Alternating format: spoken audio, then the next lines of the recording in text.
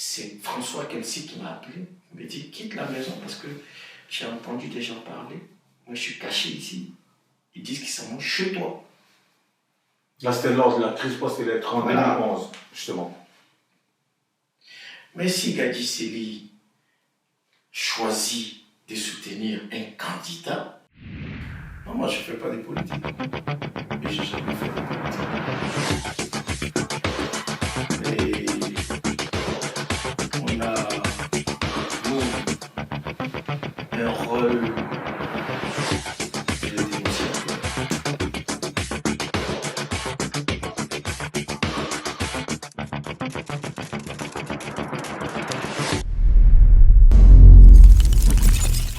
Là c'était lors de la crise post-électorale en 2011, justement. Mais si Gadji Sely choisit de soutenir un candidat, Justement, lorsque François Kelsi vous appelle, je soutiens. Et vous dites quoi? J'ai décidé de soutenir le président Laurent Gbagbo. Parce que le président Laurent Gbagbo, dans cette période-là, qu'il a passé à la tête de l'État, il m'a reçu. Tout ce qu'on a discuté, il a fait ça mais pour les artistes de Côte d'Ivoire. Je l'ai vu pour qu'ils mettent un fonds d'aide à la culture au ministère de la Culture pour les artistes de Côte d'Ivoire. La taxe parafiscale. J'avais idée que les sportifs à la fédération touchaient une taxe parafiscale. J'ai posé le problème des artistes. Au président Laurent Gbagbo, j'étais avec Aïcha Kone. Il a mis la taxe parafiscale pour il fallait récupérer cette taxe-là sur les maisons de téléphonie cellulaire et puis sur les casinos. Ça y est au ministère de la Culture en Côte d'Ivoire. Si c'était en Europe, on aurait dit le fonds Gadji Sely d'aide à la culture. Mais tout ce qu'on a fait, c'est pour les artistes. Le président Laurent Gbagbo a mis ce fonds-là. Le président Laurent Gbagbo était en train de prendre un décret pour la lutte contre la piraterie. Pour les artistes de Côte d'Ivoire.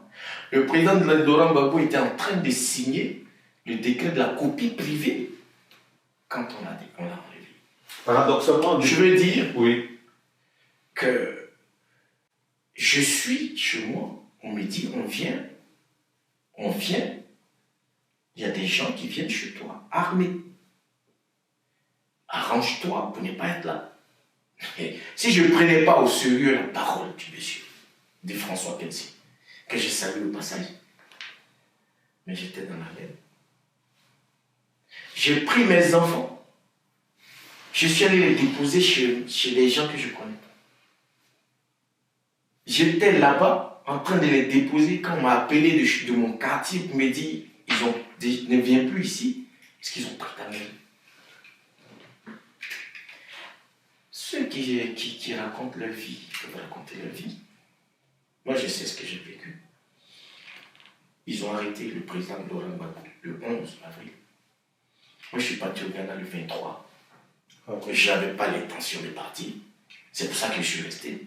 J'étais PCA du pays. J'étais président de l'UNATSI. J'avais les moyens pour sortir du pays. Je ne suis pas parti parce que je me reproche rien. Si pour avoir voté, pour avoir choisi Laurent Gbagbo comme candidat, c'est un délit. Je ne suis pas content de ce qui s'est passé. Je suis pas content. C'est pour ça qu'ils sont tous venus me chercher. Je dis, je ne bouge pas. Tant que Gbagbo Laurent ne sort pas de prison, je ne bouge pas. C'est clair que c'est l'actualité récente, ça on va l'aborder tout à l'heure. Mais je veux dire, oui. On ne peut pas traiter quelqu'un qui raconte sa main sur son cœur pour chanter l'hymne national des Côte d'Ivoire, pour jouer des matchs internationaux,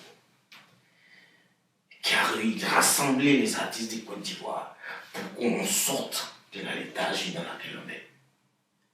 Parce que les artistes, ils dormaient chez moi des fois. Ils sont là, ils ne sont pas morts, ils sont vivants, ils savent. 5 heures du matin, ma maison est pleine. Ma cour. Mais attends, je les aidais. On ne peut pas voir ça et puis dire que j'ai volé l'argent des artistes. Mais j'ai des preuves papier. qui montre que j'ai investi l'argent au Burita pour que ça tourne. Donc j'avais l'argent. Mais c'est pour que les artistes vivent que j'ai fait. Justement, paradoxalement, à ce que vous êtes en train de dire par rapport à votre engagement auprès du président Laurent Gbagbo, et pourtant, bien avant le président Laurent Gbagbo, vous aviez des rapports très cordiaux avec le Premier ministre Alassane Ouattara, qui est devenu après président de la République. Comment est-ce que vous expliquez le fait que, lors de cette crise post-électorale, vous soyez pris pour cible? Je ne l'explique pas. C'est pour ça que je ne suis pas content. Je ne comprends pas. Parce que si c'est parce que je suis allé chanter pendant la campagne, mais je suis dans l'exercice de ma fonction. Je suis un artiste, je chante où je dois chanter pour vivre. Et quand je chante, on me paye. Donc c'est l'exercice de ma fonction. Mais est-ce que vous avez chanté aussi pour la campagne du président Alassane Ouattara? Mais je choisis où je chante. Je suis un artiste, je fais le choix. Quelqu'un peut venir me voir pour dire « Je veux que tu chantes à mon anniversaire ». Je peux dire « Non, ça ne m'intéresse pas ». Mais qu'est-ce qui a construit votre rapport jusqu'à ce point? Il y a une explication à ça. J'ai chanté au Fouet-Boigny. Oui. Au Fouet-Boigny, il y a Elefantto. Parce que je vous ai expliqué que j'ai discuté avec les ministres du sport et on a trouvé des solutions pour les sportifs, on a trouvé des solutions pour faire mousser, comme on dit en Côte d'Ivoire, pour faire mousser le football. Et ça a moussé. Donc j'ai chanté le football pour que ça mousse. J'ai remercié le football dans cette chanson pour dire pour tout ce que tu fais pour le football en Côte d'Ivoire. Tu as nourri les éléphantos. Ils sont rassasiés, ils ont gagné. 88 et il n'a pas long. Ils sont allés prendre la coupe après, en 92. C'est ça. Donc c'est par rapport à ce que le président Laurent Gbagbo a fait pour les artistes, justement. Les artistes. Et pourtant, justement, lors de son pouvoir, justement, lorsqu'il était au pouvoir, il ne vous a jamais décoré. Somme toute. C'est vrai que c'est une action individuelle, mais comment est-ce que vous expliquez ça aussi? Mais le président Laurent Gbagbo, on n'avait pas trop grand contact. Le premier contact que j'ai eu avec lui, c'était au Burkina, c'était lors de la CAN 96, où il m'avait invité à manger. À l'hôtel Indépendance, j'étais avec Nasser El Fader. J'étais allé pour retransmettre le match sur Nostalgie. Alors, on était les journalistes sportifs de Nostalgie. Je l'ai rencontré, on a échangé. Après, c'est pas quelqu'un avec qui j'étais souvent. Non. Il a décidé de décorer les artistes de Côte d'Ivoire. En 2015, il est monté. C'est le président de la République. Voilà. Je n'étais pas dans la liste. Alors qu'en 2000, nous tous en Côte d'Ivoire, on sait qu'en 2000, Gadi Seli a sorti la chanson Devandougou, Femme de feu, Amoudjou, Célidès, qui avait pris toute la Côte d'Ivoire, l'Afrique. J'étais le meilleur artiste de cette année. C'est impossible, incroyable, que je ne sois pas dans la liste des artistes décorés. Mon neveu, Magadende, a été décoré. Même mon neveu, Magadende. Moi, je n'étais pas dans la liste. Les gens ont voulu prendre ça pour faire un problème. Les journalistes, ouais, mais comment ça se fait? Tous mes amis, là, ils ont été décorés. C'est pour ça que je ne faisais pas de cadeaux au ministre de la Culture de Gbagbo Laurent. Parce que c'est eux qui ont envoyé la liste au président. C'est eux qui l'ont mis dans ce problème. Ce n'était pas un problème en soi, mais que le président Gbagbo Laurent dise à son entourage, les Alou et autres, aller chercher Gadi Seli. Parce que Aïcha connaît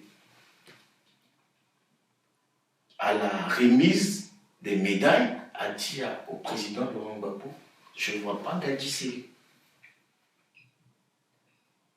C'est là que le président s'est rendu compte que je n'étais pas là. Donc il a demandé aux gens d'aller me chercher. Il veut me voir. C'est ça, Gbagbo Laurent. Il répare. Et il n'a pas honte de reconnaître qu'il y a une faute. Cet acte a consolidé vos rapports, forcément. Là, il m'a désarmé, en fait. Parce que moi, je ne suis pas allé au rendez-vous. Il m'a rencontré au stade Fouet-Boigny, il devait remettre le trophée, la coupe pour Fouet-Boigny, il devait remettre ça au vainqueur. Comme j'étais dans la loge des présidentielle, des présidents d'honneur et tout ça, on s'est croisés.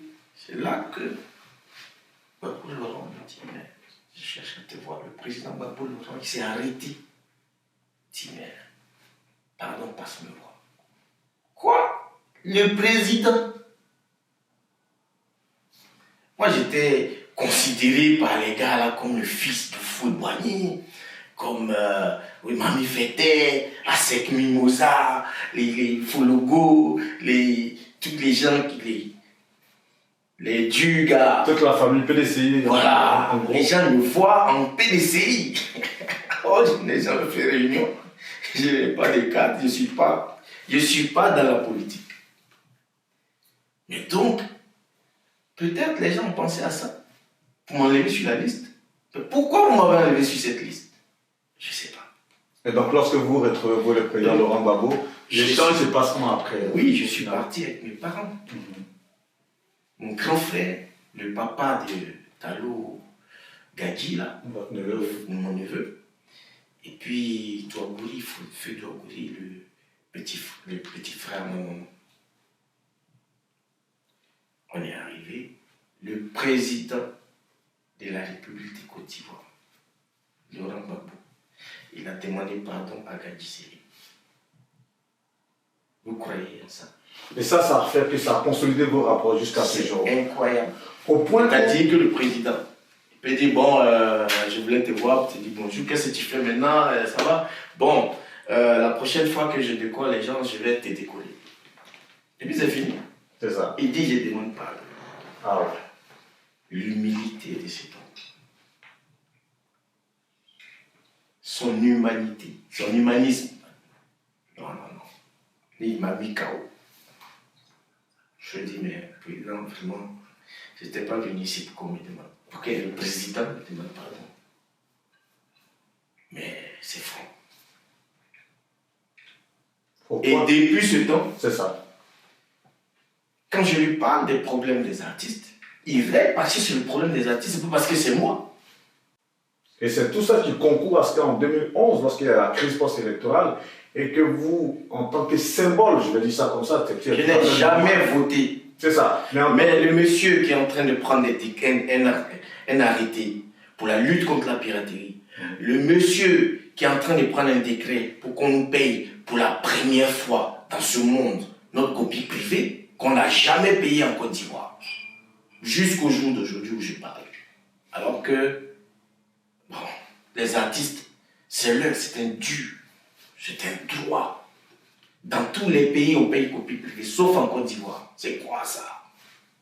Et il est en train de prendre ces décrets-là.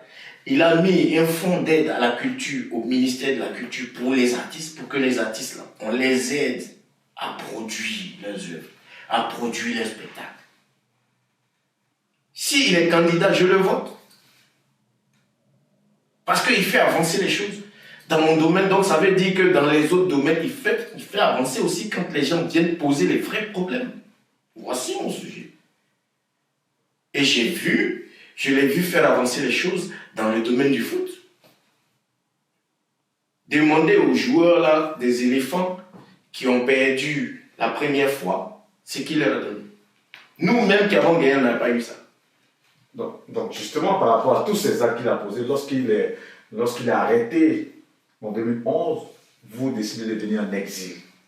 Oui. Ça a été un chemin périlleux quand même. Je pouvais rester en Côte d'Ivoire. Oui. Et puis soutenir. Ouais. Donc vous avez décidé. J'ai vu les institutions. J'ai vu le symbole des institutions de mon pays humilié. C'est trop fort. Le symbole des institutions de mon pays. La question, c'est pas Gbagbo. Ça fait 10 ans. La question, c'est le président de la Côte d'Ivoire. Celui qui incarne les institutions de la Côte d'Ivoire. Voilà. 10 ans aujourd'hui, justement, que vous êtes hors de la Côte d'Ivoire. Est-ce que le pays ne vous manque pas? Si. À qui le pays ne manque pas? Mais justement, je vous ai raconté que j'étais ici en 87. C'est ça. J'ai eu ma première carte de 10 ans. Je jouais au Football Club des 7. J'étais footballeur professionnel. Je ne faisais pas lui aussi. Footballeur professionnel, Football Club des 7. J'ai eu ma carte de 10 ans. C'était Mitterrand qui était au pouvoir. Et c'était automatique. Tu fais une semaine de service militaire et tu es français. On n'y a même pas, on ne discute pas. J'ai laissé ça, je suis retourné en Côte d'Ivoire jouer à la SEC. J'ai été recruté par Le Mans. Je suis allé avec Ben Salah au Mans. Il est là, il vit. Je l'ai pris, j'ai dit non, allons-y. On est parti au Mans. Je l'ai laissé à l'entraîneur. Ben Salah, il vit. C'est moi l'entraîneur à appeler. Pour dire, viens, je veux que tu joues avec nous. J'ai dit, j'ai un frère. Je l'ai pris, on est allé au Mans. Je l'ai déposé au Mans. Ben Salah, il a joué au Mans. C'était moi qui est l'entraîneur. Il s'appelle Leta, Christian Leta, l'entraîneur. Je l'ai déposé et je suis retourné à Abidjan. C'est parce que j'aime mon pays. Je suis allé jouer à la SEC, je me sentais mieux là-bas. Quand je suis revenu en 93, après ma carrière de footballeur, je suis revenu pour faire King Solo. J'ai été arrêté à l'aéroport. On a dit que je suis un ex-insoumis parce que je n'avais pas changé mon adresse quand je partais à Abidjan. Donc ils m'ont envoyé la convocation pour aller faire le service militaire. Et je n'ai pas répondu parce que je n'avais plus la même adresse. C'est ça. Donc ils m'ont mis insoumis. Donc ils m'ont arrêté à l'aéroport. On m'a amené au Biba, chez le général là-bas. Là. Je lui ai dit non, mais moi je suis allé en Côte d'Ivoire, j'avais des problèmes là-bas, donc j'ai joué là-bas et tout. Il m'a dit, vous allez faire le service militaire maintenant. Maintenant. Mais tout le monde m'attend au studio. Et le patron, il me dit, je dois aller, j'attends le train qui vient à 17h, il faut que je prenne le train pour aller faire le service militaire. Je lui ai dit non. Il dit, donc vous renoncez à la nationalité? J'ai dit oui, c'est bon, je renonce. Donc en 93, moi j'ai renoncé à la nationalité française pour aller faire King Solo. Je ne regrette pas parce que King Solo a été un succès. Je veux dire, si tu n'aimes pas ton pays, tu ne peux pas faire ce genre de sacrifice. Est-ce que vous parlez de la Je suis ici oui. Parce que je voulais rester ici aux côtés de notre président Laurent Gbagbo, faire le combat de sa libération.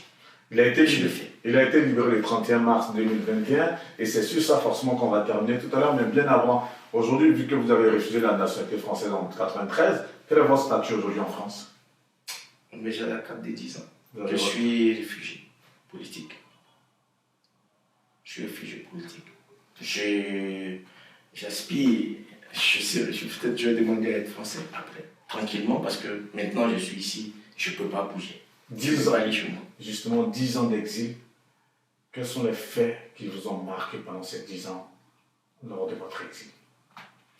Oh non, les gens... Moi je suis venu pour un but, pour que triomphe la vérité. Le courage, c'est ça aussi. Hein. Le courage, ce n'est pas seulement l'épreuve physique douloureuse, non. Le courage, c'est chercher la vérité et la suivre. On peut vous donner raison aujourd'hui parce que votre candidat a été acquitté, mais... Je me rappelle encore, il y a un artiste qui m'a appelé, oui. qui est très proche de moi, il s'appelle Fadalde, en 2011, 2012, un truc comme ça. Il m'a dit, mais président, viens, il n'y a rien. Je lui ai dit, Fada, je suis convaincu, persuadé que le président Laurent Gbagbo, il n'a rien fait. Si on le condamne, je viens. Mais je sais qu'il va sortir de là. Il est là, Fada, il va écouter ce que je dis. Il sait que je lui ai dit ça. Le problème, c'est des fois, il faut qu'on sache prendre des risques. je vois des gens qui, juste pour leur petit beefsteak, pour leur poche, pour frimer ou pour leur poste, pour leurs œuvres, sacrifient des générations. Mais si on ne se lève pas devant ce genre de fête, nos enfants vont payer ça toute la vie. Moi, j'ai pris ce risque. Voilà. En tout cas, excusez-moi, vous avez mené le combat jusqu'au bout. C'est clair que durant toutes ces années, ce sont les tentatives de vous faire entrer qui n'ont pas manqué. Le ministre de la Culture, les artistes comme Assalfo, Alpha Blondy, enfin bref, les ministres, parce que vous avez des rapports très privilégiés aussi avec le président Alassane Ouattara, la première dame. Toutes ces personnes ont délégué des intermédiaires afin que vous puissiez rentrer, mais vous n'avez jamais accepté. La raison fondamentale, c'est quoi?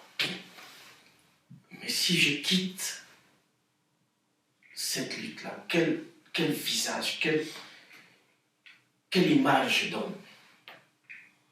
Si je quittais la lutte, imaginez-vous, Gadisseli est venu, il a fait plein de tabac, il est venu libérer Babo, et puis il quitte la lutte.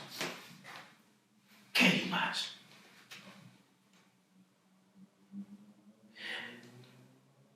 Imaginez-vous, je quitte, je rentre, je dis bon, je suis fatigué.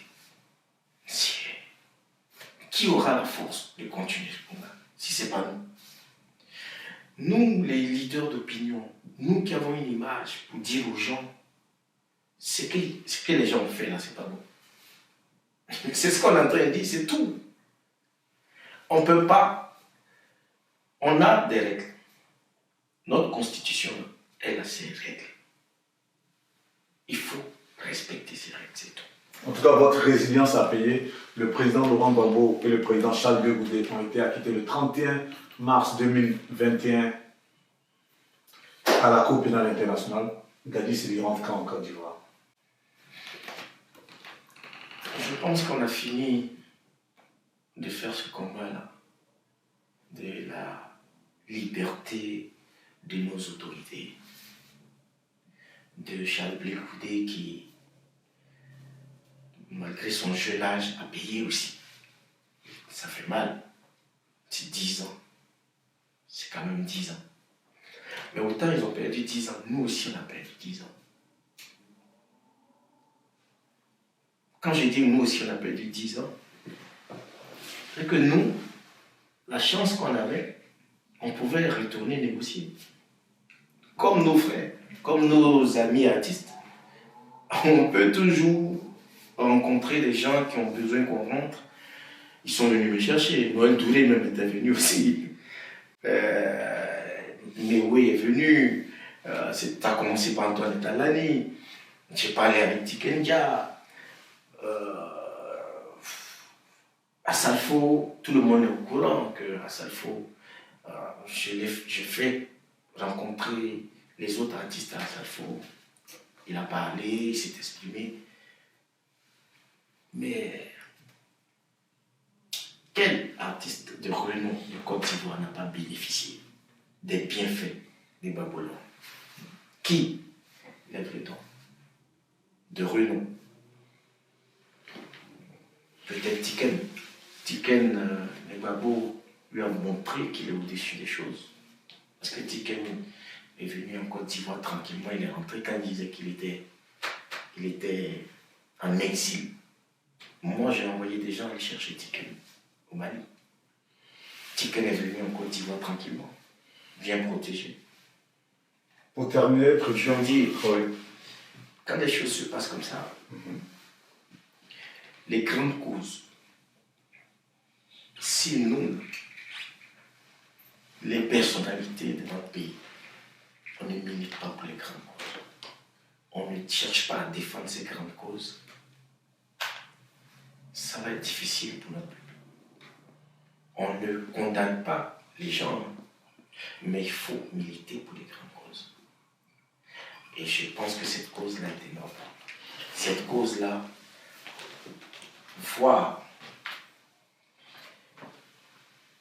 que le symbole de nos institutions est en train d'être humilié. Il faut qu'on cherche la vérité. Je suis venu chercher la vérité. Je l'ai reçue, la vérité. La vérité, le tribunal l'a dit. Vous avez beaucoup fait justement pour les footballeurs ivoiriens, vous avez beaucoup fait aussi pour les artistes ivoiriens. Est-ce que ça vous a fait mal de ne pas voir des footballeurs ivoiriens de manière officielle et des artistes ivoiriens de manière officielle vous apporter un soutien formel dans les médias ou à travers des appels ou des mobilisations? Est-ce que ça vous a fait mal? Bon, ça m'aurait fait plaisir, mais ça n'allait pas m'emmener à retourner.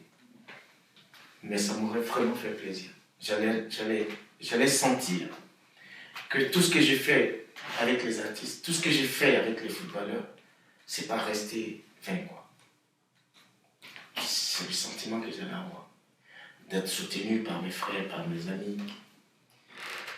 Mais en même temps, j'attendais pas ça. J'ai pris le risque de rester ici, de me battre avec tout le monde. C'est dommage parce que des gens profitent des fois de votre faiblesse pour vous attaquer ou pour vous adresser la parole, mais d'une manière un peu irrespectueuse. J'étais Gagiseli en Côte d'Ivoire. J'aidais les Ivoiriens. Je ne les aidais pas pour avoir un nom, parce que j'avais déjà un nom. J'ai aidé beaucoup d'Ivoiriens. Tous ceux qui veulent raconter des choses. Moi, je dirais merci à tous ceux qui ont compris ce combat. J'ai un frère. C'est un frère, plus qu'un frère. Stéphane Kibré. C'est lui qui est venu me chercher à Abidjan. On est sortis ensemble d'Abidjan. On est ensemble ici. Et de voir que ce monsieur aussi a tenu le coup. Il est resté jusqu'à la fin. Je l'ai regardé faire. Je l'observais. Mais il pouvait choisir une autre voie, en fait. Parce que des fois, on avait l'impression que tout était fermé. Que le président Laurent Gbagbo n'allait jamais sortir de là. Et à entendre les gens parler, c'est impossible, il ne sortira jamais de là. Et puis tu te réveilles le matin, tu te dis non, c'est reporté. Mais c'était dur. Pourquoi est-ce que c'était? Mais attends. Mais ça veut dire, si lui il reste 20 ans, tu restes 20 ans. S'il reste 25 ans, tu perds 25 ans. Mais tu as une famille. Moi, quand ils ont pris ma maison, je suis sorti sans mon passeport. Dans ma voiture, il y avait mon passeport de service dans le coffre à gants. C'est ça qui m'a sauvé. Mon passeport de service. Je suis sorti, je suis allé déposer les enfants rapidement. Je suis sorti sans rien. Je suis resté dehors jusqu'à aujourd'hui. Je suis dehors. Tout ce que j'avais chez moi, perdu. Mes papiers, mais perdu. Mais vous imaginez, qu'est-ce que j'ai fait? J'ai voté quelqu'un. Mais malgré que j'ai voté, j'ai soutenu Laurent Gbagbo, je recevais les AD à la maison. Mes amis, ils étaient là. Il faut que la Côte d'Ivoire pense comme ça. Il ne faut pas qu'on pense autrement. On est des frères.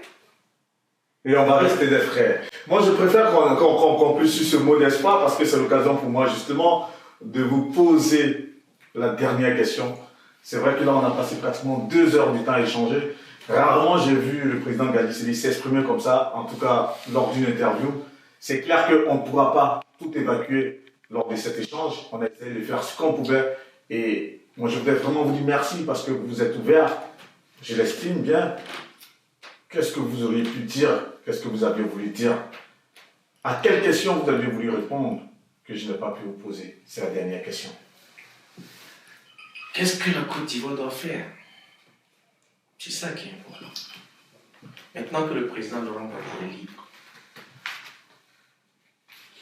il faut s'arranger pour que les hommes politiques de Côte d'Ivoire s'entendent et que la population en Côte d'Ivoire soit tranquille, vive normalement. Ça fait trop. Pour moi, la question c'est qu'est-ce que vous souhaitez pour la Côte d'Ivoire, pour le pays? Vous écoutez, Je souhaite Oui. que les choses aillent bien. Je souhaite que... J'ai déjà fait une vidéo pour ça, pour interpeller le président Ouattara, pour dire qu'il faut qu'il discute avec tous les leaders politiques de tous les partis. Je pense que ce n'est pas encore mort, que c'est d'actualité, qu'il faut que les hommes politiques nous laissent, à nous, les générations à venir, après eux, nous laissent une Côte d'Ivoire qui s'entend, une Côte d'Ivoire qui se parle, une Côte d'Ivoire qui s'aime, malgré les différences. Merci, Président Gadisseli. C'est sur cet appel de Gadisseli que nous allons clore cet entretien. À 59 ans, c'est un homme qui a vu, en tout cas, la Côte d'Ivoire, avec tous ses différents présidents se succéder. C'est un homme qui a ses amitiés dans toutes les chapelles politiques en Côte d'Ivoire, mais c'est un homme qui est resté donc fidèle à ses convictions, à son engagement, et qui depuis 10 ans est en exil ici en France, où nous avons pu le rencontrer en ce jour où il a pu donc nous accorder cette interview exclusive. J'espère que vous allez prendre plaisir donc à la suivre. Merci en tout cas au président Gadisseli encore une fois de plus. Merci à l'équipe technique qui a été avec nous, à Dizzy Stone, à Chic Image, à Abou Smith. Que Dieu vous garde et on reste positif pour la Côte d'Ivoire, espérant que les lendemains seront de très très très très bons jours pour notre nation. Que Dieu vous garde. C'était Guillaume Verdun. Merci beaucoup, Président. Merci infiniment. Merci.